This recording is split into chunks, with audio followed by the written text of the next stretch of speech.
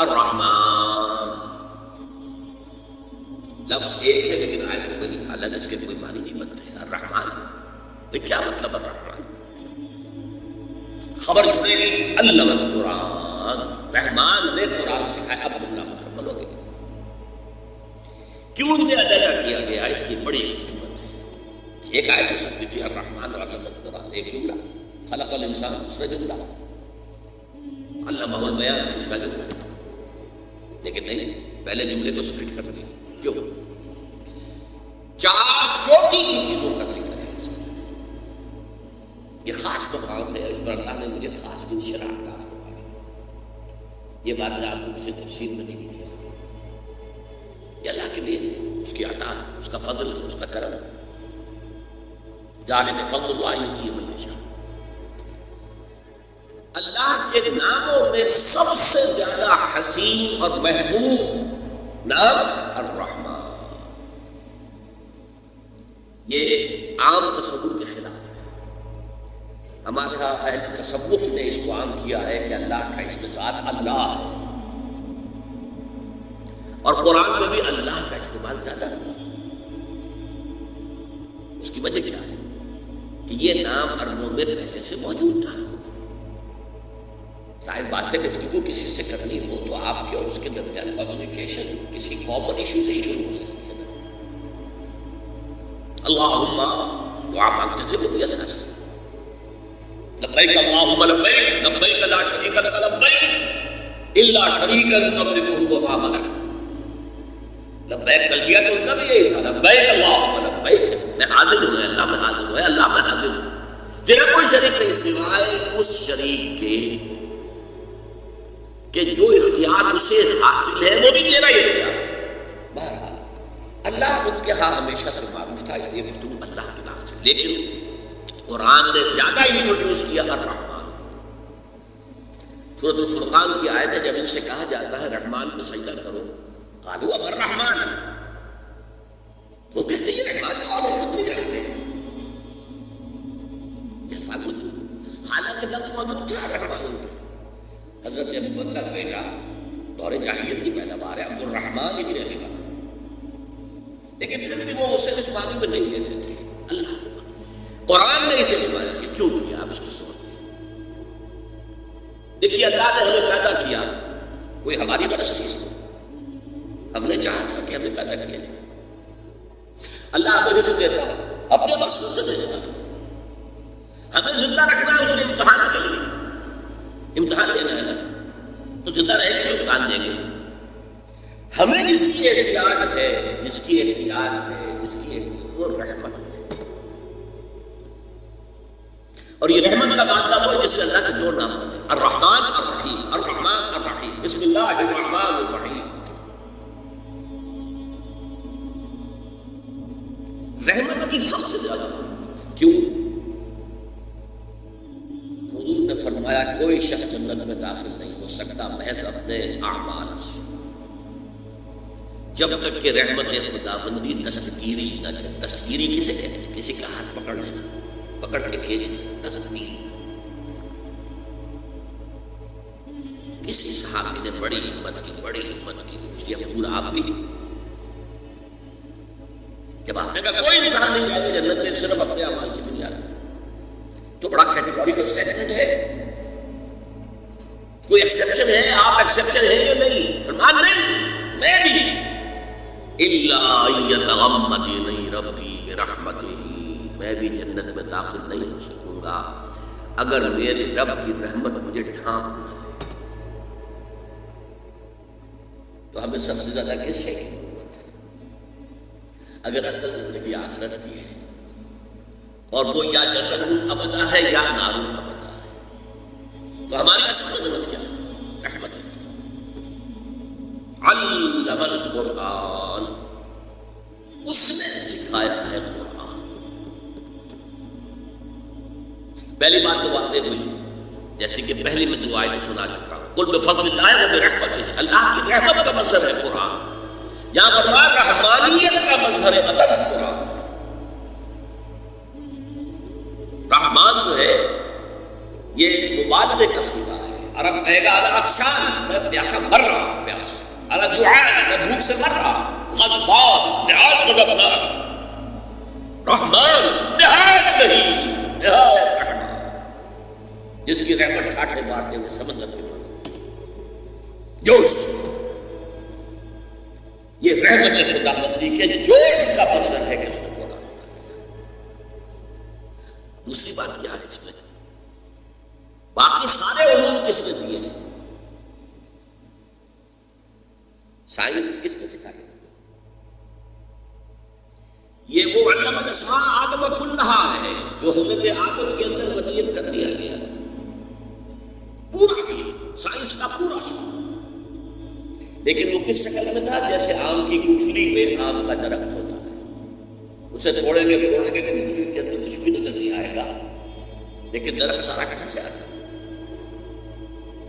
اس کو آپ انگریزی میں کہتے ہیں پوٹینشل، پوٹینشل عربی میں کہتے ہیں بالقوہ، بالقوہ پوٹینشل۔ اس سارا یہ علم جو ہے سائنٹیفک اینڈ ٹیکنالوجیکل، یہ حضرت آدم کو دے دیا گیا۔ اسی بنا پر مسجد بنائی، اسی بنا پر خلیفۃ اللہ، خیر، لیکن یہ علم ہے جو ایکسفولیٹ ہو رہا ہے، جیسے آم کی گٹھلی سے پہلے 2 پتیاں نکلتی ہیں، پھر اٹھتی ہیں، چڑھتی ہیں، تنا بنتا ہے، پودا ہے، پھر درخت بنتا ہے، کئی سال۔ اسی لیے ہزاروں برس ہو گئے ہیں اس آم کی گٹھلی سے یہ علوم برآمد ہو رہے ہیں، اور یہ پچھلا 100 سال یہ ایکسپلوژن، دھماکہ ہے علم کا، معلومات کی انتہا، ٹیکنالوجی کی انتہا ہے۔ چاند کو تو قدروں تلے آدمی پہنچ کے آ گیا ہے، اب وہ کمند جان رہا ہے مریخ پر، کمند کو جان کے اٹک گئی ہے، لیکن سارے علوم میں چوٹی کا علم قرآن کا علم۔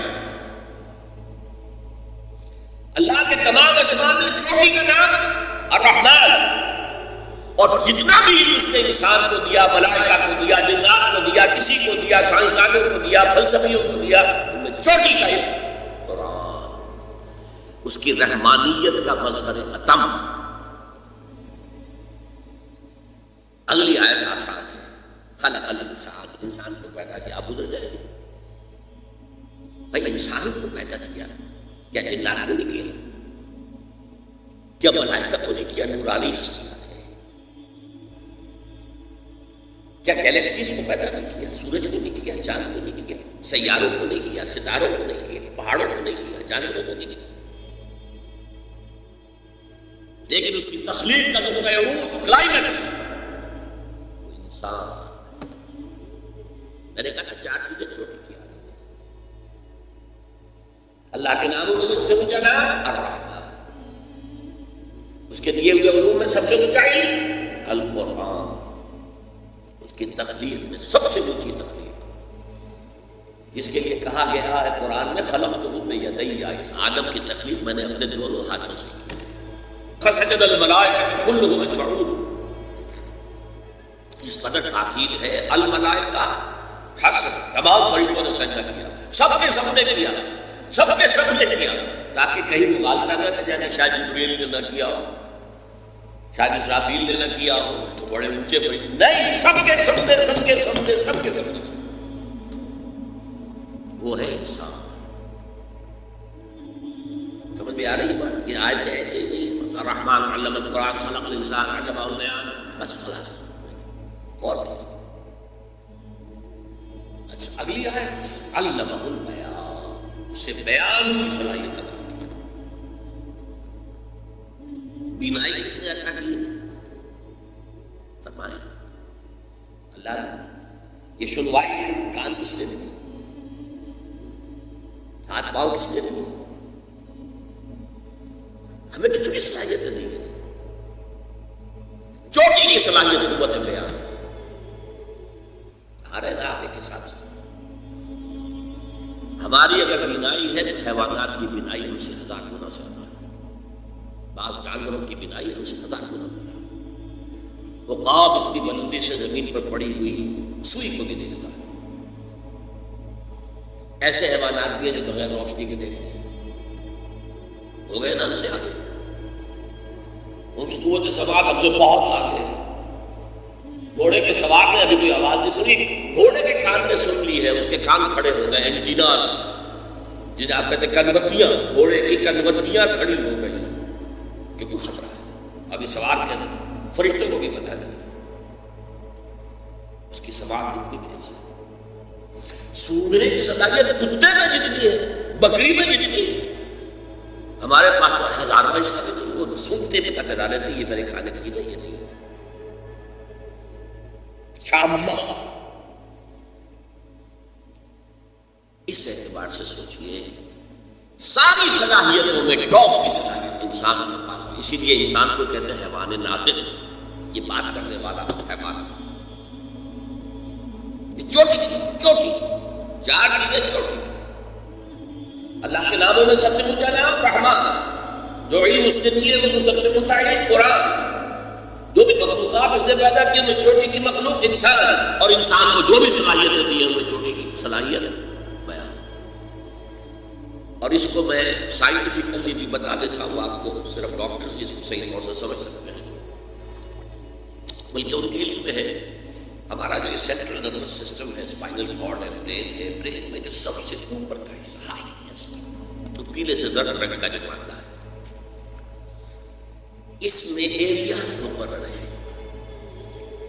مثلا اس کے پچھلے حصے میں آنکھ جو کچھ دیکھتی ہے، آنکھ کے اندر تو ایک کیمرہ لگا ہوا ہے صرف، اور کیا ہے، کیمرے پر پکچر آئی، یہاں سے وہ اب میسج آ رہے ہیں، الیکٹرانک میسیجز، یہاں ہے وہ ایریا اس گرے میٹر کے اندر جو اسے انٹرپریٹ کرتا ہے یہ کیا چیز ہے جو آنکھ نے دیکھی ہے۔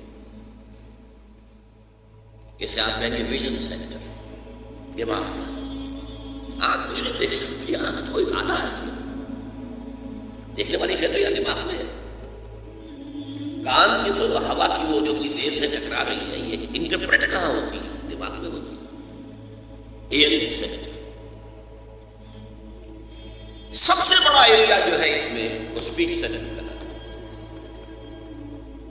اور اس کے دو حصے ہیں، دوسروں کی گفتگو کو سمجھنا اور پھر اپنے معافی الضمیر کو بیان کرنا، دو حصے ہیں۔ جیسے کہ ایک بہت چھوٹا سا فینومینن ہے، آپ کا ہاتھ یہاں رکھا ہوا تھا، کسی چیز نے کاٹا، فوراً ہاتھ آپ نے کھینچ لیا، حالانکہ آپ کے کانشیس لیول پہ کوئی فیصلہ نہیں ہوا، یہاں سے سینسیشن گئی ہے آپ کو اور یہاں سے آڈر آیا ہٹا کیا، تو ہر چیز کے دو حصے ہیں۔ تو اس طریقے سے ہم سنتے ہیں، سمجھتے ہیں، یہ ہمارا ایک فیکٹر ہے، پھر اپنی رائے قائم کرتے ہیں، پھر اس کو بیان کرتے ہیں۔ تو اسپیچ سینٹر کے لیے دو حصے ہیں، اور ہمارے برین میں لارجسٹ جو ایریا ہے وہ اسپیچ سینٹر ہے۔ اچھا اب میں آ رہا ہوں، یہ آیتیں چار ہوئی، الرحمن علم القرآن خلق الانسان علمہ البیان، ٹھیک؟ جملے کتنے ہیں؟ تین، الرحمن علم القرآن ایک جملہ، خلق الانسان دوسرا جملہ، علمہ البیان تیسرا جملہ۔ اب اگر آپ کو یاد ہو ارتھمیٹک میں ایک قاعدہ پڑھایا جاتا تھا، اب بھی پڑھایا جاتا ہوگا، ریشیو پروپورشن، نسبت و تناسب۔ تین ویلیوز دی ہوئی ہے، چوتھی تلاش کرو۔ یہ تین ویلیوز آ گئی ہے ان چار آیات میں، چوتھی تلاش کرو۔ چوتھی کیا ہوگی؟ اعلیٰ ترین صلاحیت کو اعلیٰ ترین شے پر استعمال کرو۔ کیا مطلب؟ سب سے اونچی صلاحیت، سب سے اونچی نعمت جو ہے اللہ کی، اس پر سمجھو، قرآن سمجھو اور سمجھاؤ۔ یہ ریشیو پروپورشن سے نتیجہ نکلا کہ نہیں نکلا؟ لیکن قرآن کا اصول کیا ہے؟ وہ خلا چھوڑ جاتا ہے، یہاں خلا چھوڑ دیا نا چوتھی چیز کا، الرحمن علم القرآن خلق الانسان علمہ البیان۔ اب الشمس والقمر بحسبان، بات بدل گئی۔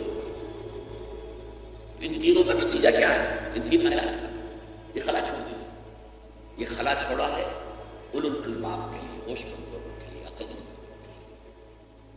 کہ اپنی عقل کو اپلائی کرو.